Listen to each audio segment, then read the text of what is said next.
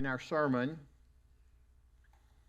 we come to an awkward miracle, and we see and hear things that we're not used to seeing when associating Jesus with other people. Matthew 15:21, and I'll interject the additions of Mark 7.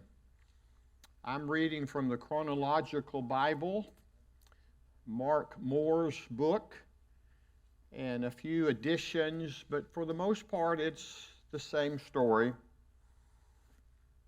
A Syrophoenician woman is introduced to us, and Moore makes the comment that this is a pathetic woman for a lot of reasons. First of all, in her society, she's a woman, and every good Jew would seek to avoid her. She comes from a background that was not pleasant to a Jewish community. He makes the observation, I would not have known it, but she is nationally a Phoenician. Politically, she's Syrian, born in Syria, Phoenicia. A Greek, another word, a Gentile, and she comes from a vicinity that she would have heard about Jesus, and her comments to him tell us that she's trying to be very respectful toward him because of the circumstances between these two people.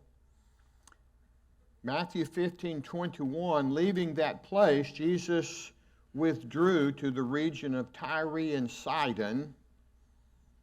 Mark tells us that he entered a house and did not want anyone to know it, yet he could not keep his presence secret. So Mark tells us something. It's in the time frame of healing 5,000 men, plus women and children. It's also in the time frame of the death of John the Baptist, and a great deal of emotion in the area and certainly in the mind and heart of Jesus. So he's somewhat secretive in this enemy territory, Moore says, and the seclusion doesn't last very long. A Canaanite woman, a Greek born in Syria, Phoenicia, Mark tells us, from that vicinity, as soon as she heard about him, came to him crying out, Lord, Son of David, have mercy on me. My daughter is suffering terribly from demon possession. Mark adds, my little daughter, connoting perhaps a younger daughter. The fact that she refers to him as the son of David gives us the understanding that she was aware of who he was, of his messiahship. That's the term used. Mark Moore says it's a kosher introduction. You can't go wrong referring to him in that way, and that makes sense. And certainly he, trying to get away, she found him, and we can understand if we've ever had children or family members who are desperately sick, we would walk miles and miles and miles and do anything and everything to find help. Just to go to the trouble would show some level of faith on her part. It could be a desperate act, certainly, but her comments to him when she meets him reflects her appreciation for the environment and for the nationality issues of that time. It certainly helps us to understand, because she's going on behalf of a daughter, a little daughter, she desperately needs him to help. And Matthew 15:23 is very specific in its language. Jesus did not answer a word. Jesus did not answer a word. So his disciples came to him and urged him, "Send her away, for she keeps crying out after us." We found out in being around people, teenagers, children, if they come and ask you something, and it's a little bit out there, maybe there's a cost involved, maybe there's some question about what you plan to do, you won't answer them right away. Silence gives you the opportunity to see how much they want what they're asking for. And if you're dealing with adolescents, many times they'll very quickly see something, go another place, and won't have any recognition of what they were wanting so desperately just moments earlier. If someone asked a second time, what would be your response? What's the human response to the second request? Child, adult, whomever. Well, this is a little more serious to them. And while I might not listen beforehand, I will listen now, or I'll give consideration for it. And in this case, the disciples say, "Let's send her away because she keeps crying out to us." She was not going to leave without having some type of a response, not from the disciples. She's already seen their response, and she likely heard these words. Jesus did not answer a word. But then in verse 24, he answered, "I was sent only to the lost sheep of Israel." Is that true? Of course. When he sent the disciples out in Matthew 10, and this is after those occasions, he says, "Go and seek first those who are part of the lost sheep of Israel." And throughout the book of Acts, you see the apostles going to the Jew first, then to the Gentile. They would give the Jewish audience an opportunity, but then they would spread the message to those who would show interest. And so Matthew is showing us some things that are common to a Jewish audience. That's who he was writing to. And he's going back to things that had history to them. And it would also put him in a position to hear from her, to learn something or to teach something in this circumstance. And this doesn't seem to match what we would have expected Jesus to say. But he's not through yet. It gets worse, if you will. But it's an opportunity for us to learn a message. Matthew 15, verse 25, the woman came and knelt before him. Mark says she fell at his feet. "Lord, help me," she said. Mark tells us she begged Jesus to drive the demon out of her daughter.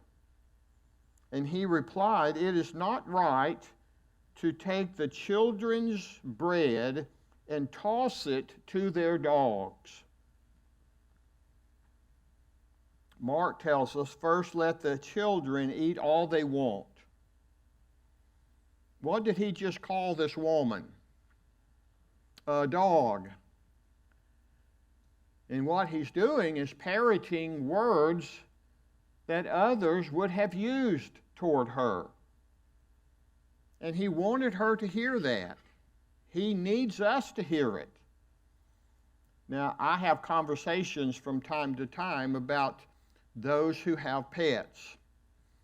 We have some grandpets. They're pets that our grandchildren have. And they're under strict rules that when you come to visit, the pets stay home. Some places where we live, they don't allow pets in those homes. But pets are part of the family. If you've ever watched Andy Griffith or any of the old shows, probably the new ones too, it's not unusual to take food from the table and share it with the pets. Now, when my mother fixed me scrambled eggs in the morning, I wish I had a pet to share it with. She loved her children, but fixing breakfast for 11 people, her scrambled eggs had lace around them. Do you know what I'm talking about? I want my scrambled eggs light and fluffy, no lace. And I would have loved to have had a pet to feed my scrambled eggs to. But Jesus is saying something very common. He's using an expression to denote what many people see her as, not worthy, not much different than a dog. And he says that to where she can hear it. The response is really good. Yes, Lord, but even the dogs under the table eat the children's crumbs. Mark adds, actually that's Mark's reply, that fall from their master's table. The Matthew adds, then he told her, woman, you have great faith, your request is granted. For such a reply you may go, the demon has left your daughter. And Matthew tells us, and her daughter was healed from that very hour. She went home and found her child lying on the bed and the demon gone. Moore makes the observation that this woman left her pride at home and went and did what she had to do to help her daughter. And overcoming all the ethnic and national difficulties, what does Jesus look for? And it's not always the case as we've looked at miracles. He noticed her faith. He didn't say it. The disciples did. She's going to wear us out with her words if we don't send her away. Send her away. She's just constantly crying out to us. And yet Jesus shows us not only, again, power over a demon, and he tells us it's the long-distance miracle. Space and time did not matter. He had done other miracles for Gentiles, Matthew 8, Luke 7. But this is the clearest statement to date of the kingdom extending beyond the nation of Israel. This one really makes that point. And that's why Matthew includes it, we think, as well as showing Jesus' response to a Phoenician woman. Tommy?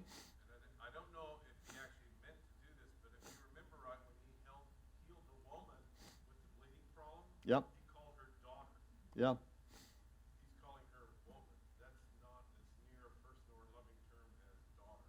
Yeah, So yeah. there is a difference here. Yeah, and we'll look at the healing of those two women of winter. Chuck Swindoll called them in his teaching, the women of winter. That will come at another time. Matthew 15, verse 29, he went up on the mountainside and sat down.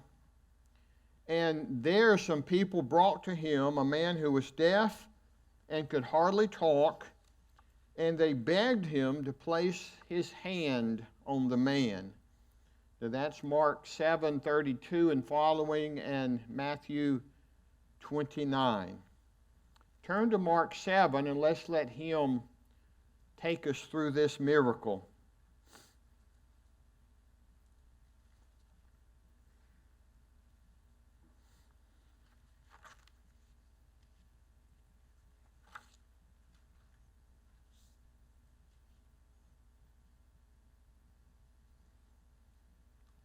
After he took him aside, away from the crowd, Jesus put his fingers into the man's ears. Then he spit and touched the man's tongue. And he looked up to heaven and with a deep sigh said to him, Ephphatha, and I'm not sure how to pronounce it, which means be opened. At this, the man's ears were opened, his tongues were loosened, and he began to speak plainly. If you're asking yourself the question that others would ask, I have no answer. Why did he put his finger into his ears and touch his tongue? My guess is so people could see his part in the healing. And it also was to acknowledge for us that this person did have speech and hearing problems. It wasn't some psychological circumstance. It wasn't some trickery. It wasn't something that, it was just very clear. Jesus, with his actions, showed us the problem that the man had. And he dealt with it. We take it for granted. We have family members who are in speech and therapy. That's what they do for a living. And you'll see from time to time things on YouTube or things being given to us of a child that has gone through a process, whether surgery or a new device, and it shows their face light up and their eyes light up when they hear a voice for the first time. And it's a beautiful picture for someone who's hearing where they've never heard before. We can only imagine what's taking place here. Now, this is consistent with Mark's gospel. Mark tends to go to a place, he gives us the short version of a story, and then he moves on. It was as if someone said the Gentiles had a low attention level. They weren't going to stay for a long time, and so Mark's gospel it moves quickly from place and from event to event. And Mark doesn't give us much here. Matthew doesn't as well because we have two versions of it. But he does what he needs to do to perform this miracle. Any faith involved that you can see? It's different. And when you look at the so-called miracle workers today, they will use as the excuse that they did not have faith. And that's why they were not healed. And they'll use that as their reasoning for the healing to not take place. I came up with something that I plan to talk about in coming weeks, not here, but in other venues. Those who are secular in their backgrounds, who don't read Colossians 1 verse 17, and believe that at some point the world is going to come to an end,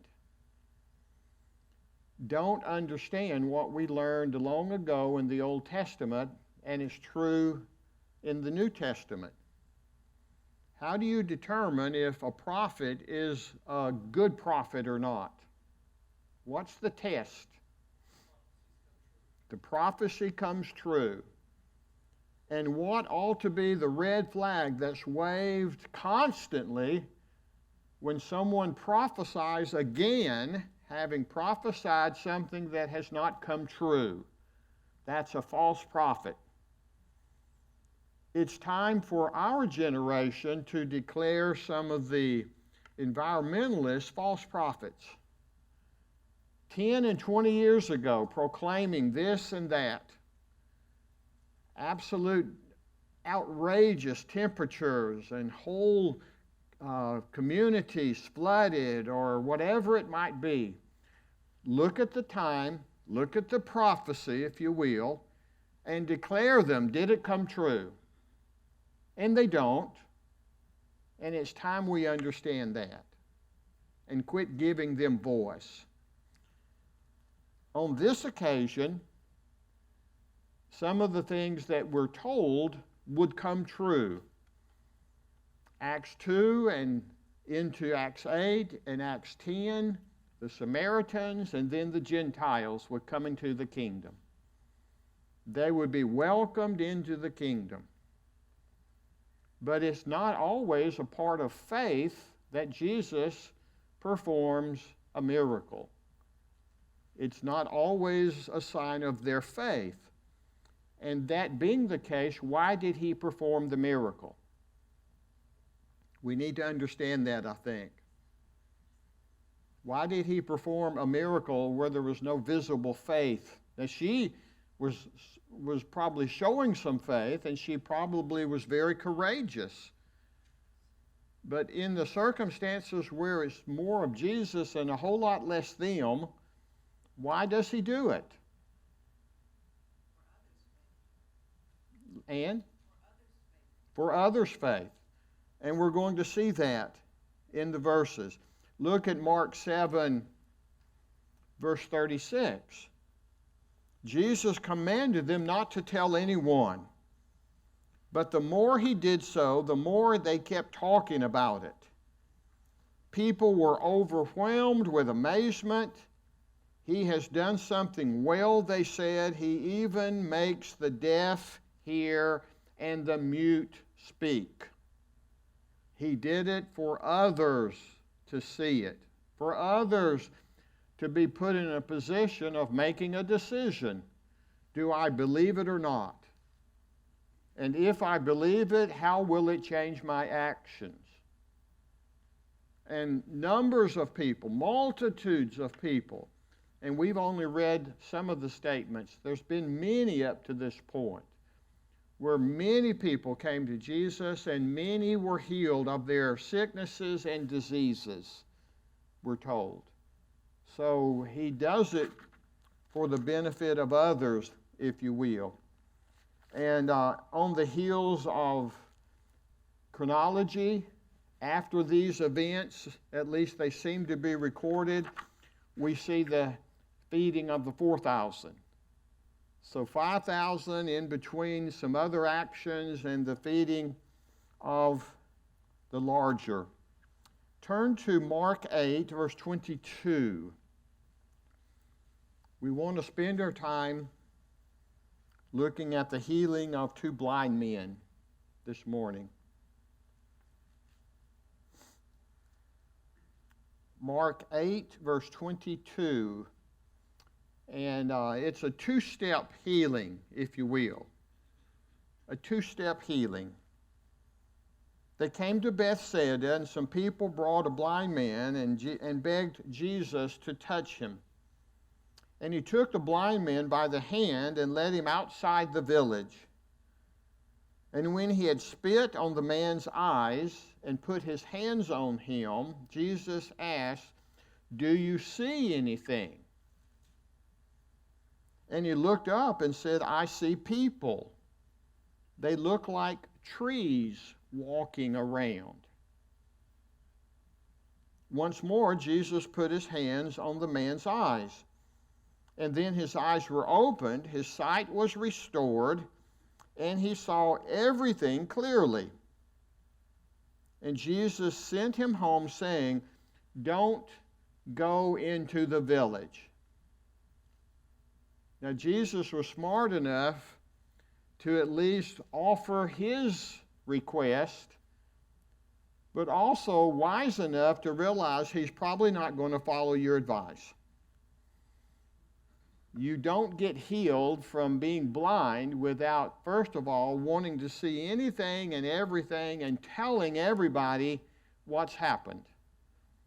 I've shared the story before. You do not tell a teenager as you're going out the house on a Friday night to go with your spouse to see a movie. Now, do not turn to CBS at 9:30. You stay away from the television, and we'll see you tomorrow. What have you just done? It's the wet paint syndrome. It's the wet paint syndrome. Don't touch wet paint. And you could walk by that bench 1,000,000 times and could care less, but as soon as someone says, don't touch wet paint, what do some people want to do? For some reason, we are motivated, for lack of a better word, to go check it out. Is it really wet? Do you care? Well, yes, I do now. You've told me it's wet and don't touch. That's human nature. Jesus knew their human nature, but he was still at least saying what he wanted to take place because he was being inundated with huge amounts of people. Great multitudes, the Gospels tell us. Multitudes. And many of them coming out of their way to find him. Why did he do it this way? Ophthalmologists tell us something that we might need to remember. Once a person has been blind for a period of time, their cerebral cortex has to be completely reprogrammed before they can make sense of the massive data that floods through their eyes after a successful surgery. It can take months. Until then, the data is often perceived as flat surfaces of parallel and crisscrossing lines. When the man Jesus healed reporting people or men walking trees, this may not have been a poetic image, but a clinical description.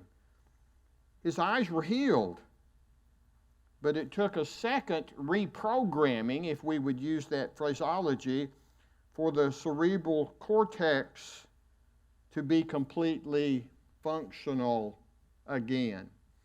Now, I'm not suggesting that Jesus didn't have the ability to do it 100 miles away. And he didn't have to touch and spit and all of that.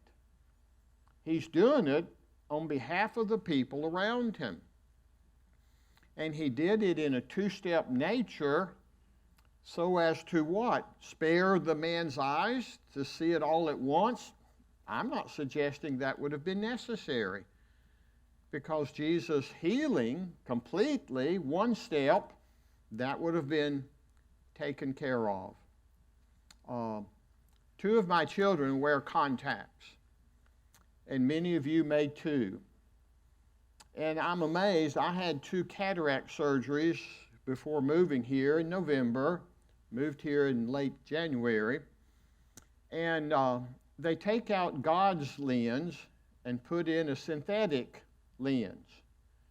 And supposedly my sight, unless a cataract develops again, a cataract I will never need a change of prescriptions, because the synthetic lens is permanent as compared to the lens that I had otherwise.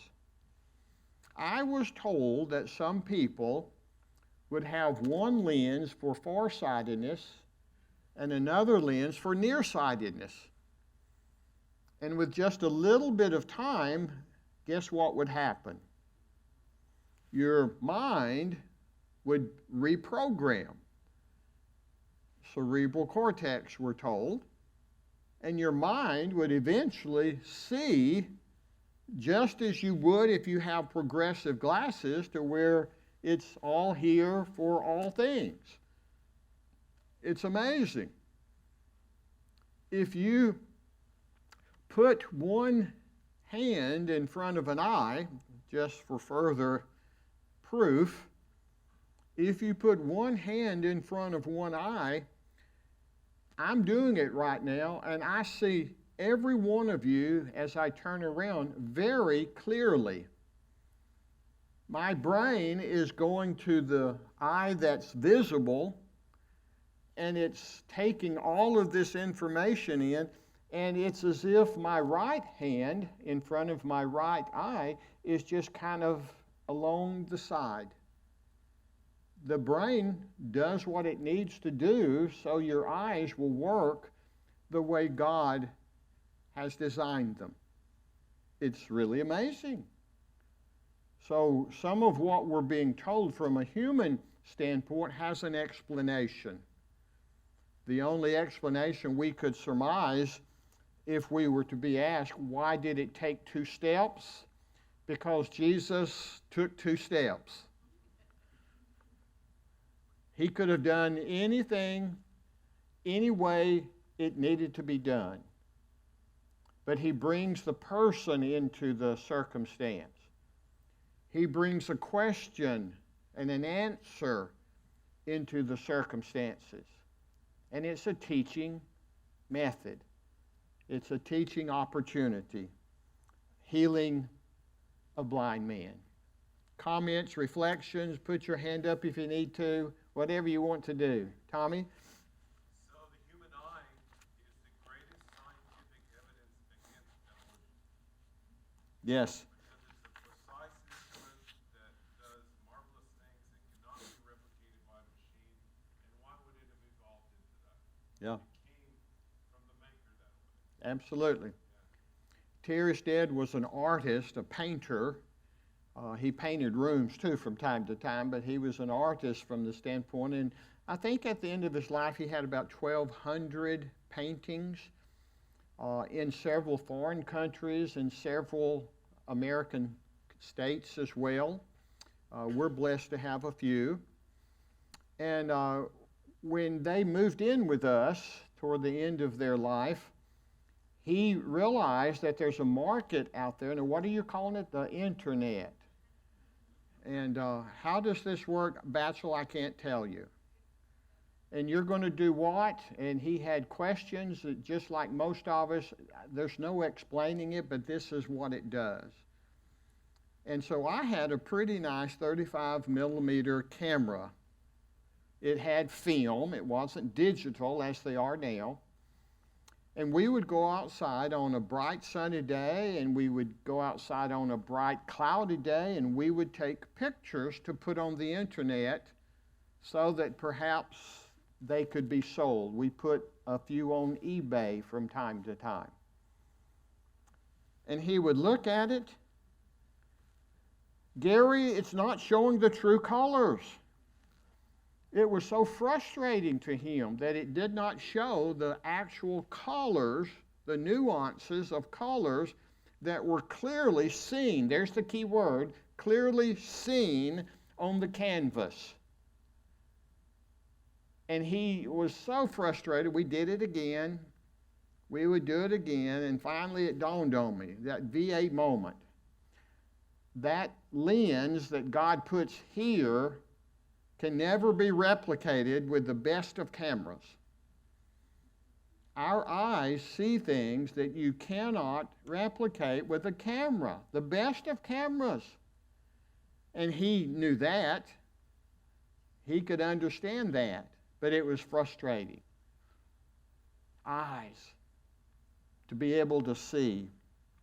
John 9, it's the master of misfortune in John's signage, his 7 miracles that operate under the Semyon motif. And I want us to not rush. We have enough time to do it credit, and it's not a new circumstance for most of us. As he went along, he saw a man blind from birth, John 9, verse 1. And his disciples asked him, Rabbi, who sinned, this man or his parents, that he was born blind? They believed what some people, even Christians today, still believe, that if some deformity or some misfortune or some circumstance happens in our life, God, what have I done to deserve this? They may not say, "What sin have I committed?" The three friends who came to comfort Job offered no comfort because they had the same doctrinal issue as the disciples had. Job, you're suffering greatly, so your sin must be a really big one. You have been a big sinner because you are suffering greatly. The disciples believed that. Someone sinned. Now, I don't understand it. And of course, when you come up with a false premise, then everything attached to it doesn't necessarily make common sense. Who sinned? This man? He was born blind, so did he sin in the womb? Did he sin as a young child? What are they saying? Well, that's not so crazy, is it? Because there are a lot of people in the religious world today that believe children are born inherently with sin in their life. A child is born in sin. And that's why there are infant baptisms in some of those circumstances. They believe the man must have sinned. He was born blind, so when did it happen? That's where the doctrine begins to fade. But what about his parents? What did his parents do to deserve this? They must have sinned. Now, it's possible that parents could eat and take of things that would be sinful and it would affect a baby in the womb. You can't ignore that possibility. That's not what they were supposing. They were raising an issue with a common belief that's held by many people today. Luke 13, some Galileans taking sacrifices to offer, and they were slaughtered by Pilate. Were they more sinful than the others in Jerusalem? Jesus asked. A tower of Siloam fell on individuals. Were they more sinful, Luke 13, than others on that day because a tower fell on them and they died? In both cases, Jesus says no. That's not to be considered. Here, neither this man nor his parents sinned. So when you talk to people who wonder, why am I being punished? What sin have I committed because something has happened in my life? Go to John 9 and go to Luke 13 and see the equivocal statement of Jesus. It's clear. This wasn't because of sin on the part of the man or the parents. Why did it happen? But this happened, verse 3, so that the work of God might be displayed in his life. Sometimes circumstances happen, terrible as they are, but it's an opportunity to glorify God. It's an opportunity for the works of God to be displayed. And he tells us, whether we understand it or not, he tells us a no, and he tells us an affirmation. Stan?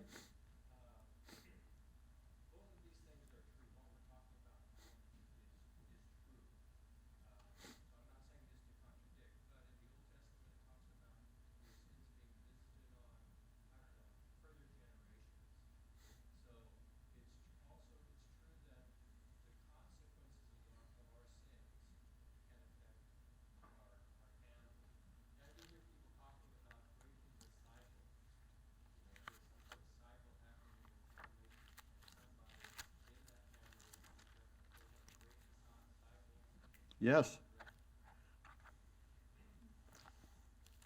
I'm listening as I look because I never remember the two Old Testament passages from memory. I've written them down, and it may be in my New Testament rather than this. I will find them before next week. No, here they are. Thank you, Father. Deuteronomy 24, verse 16.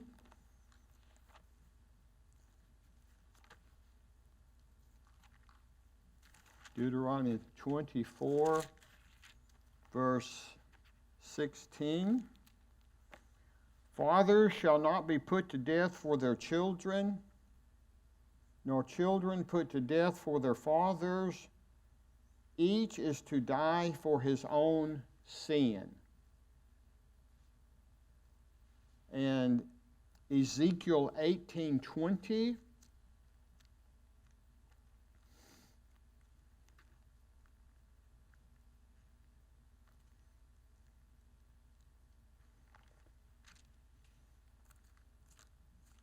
I've got to find Ezekiel.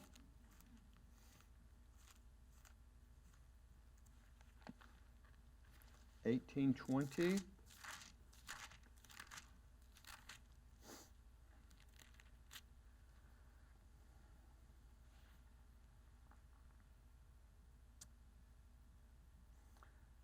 The soul who sins is the one who will die. Ezekiel 18:20. The son will not share the guilt of the father, nor will the father share the guilt of the son.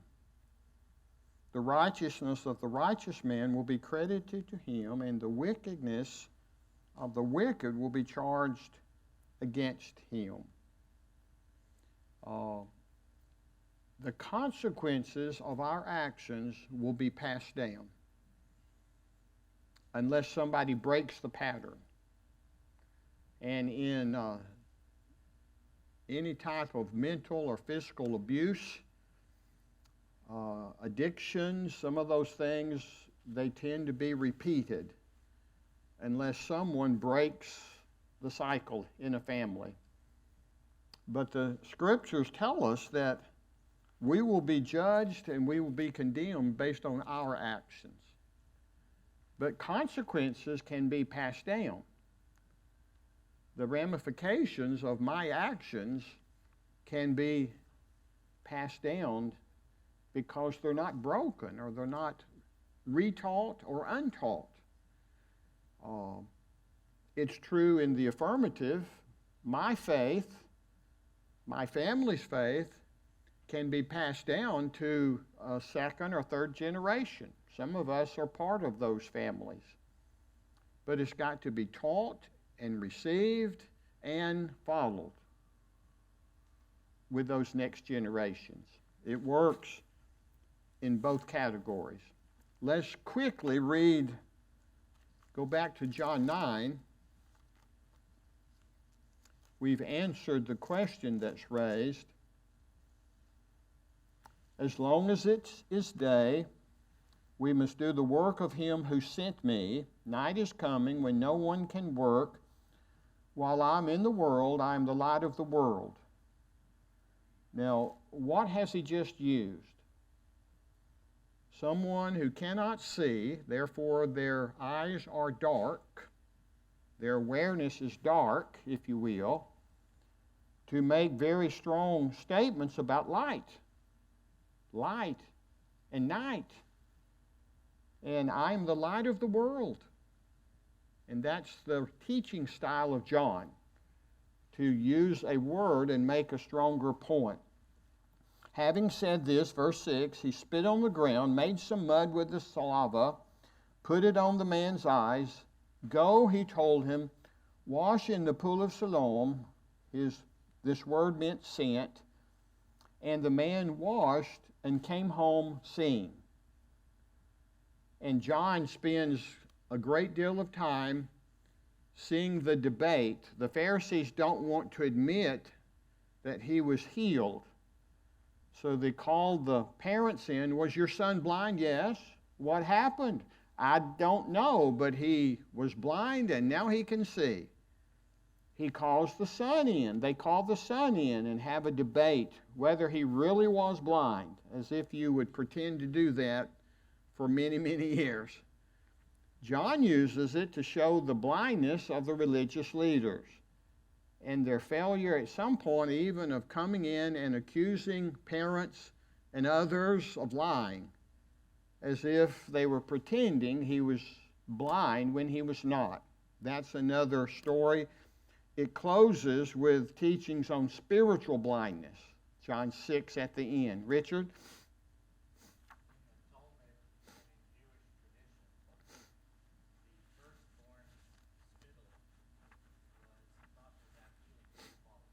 Mm-hmm.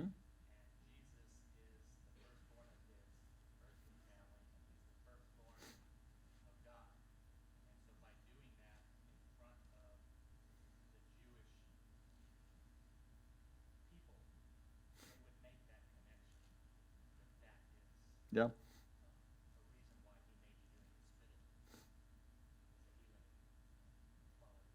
Thank you. And the firstborn is talked about many times in the scriptures. Christ is the firstborn of the dead.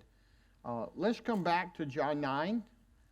There's a lot of lessons here, but we'll just mention them in respect to the miracle that's being reported for us.